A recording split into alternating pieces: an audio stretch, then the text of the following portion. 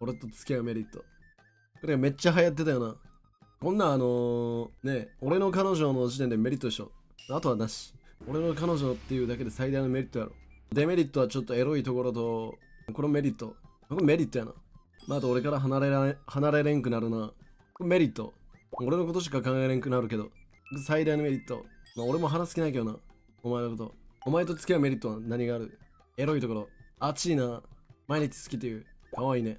お前も好きだよ俺。言うこと聞ける。言うこと聞けるいいね。いっぱい聞いてほしいな。たくさん貢ぐ。いいね。耳かき気持ちいいけど。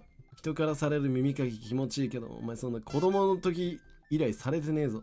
実家太い。マジ。にやけさせんでほしいわ。実家太いやめて。散歩いいね。散歩一緒に行こうぜ。俺おっぱいめっちゃ揉むけど大丈夫。おっぱいめっちゃ好きやけど。あ、大丈夫。オッケーオッケーオッケーオッケー。やっぱお前やな。やっぱお前がいいわ。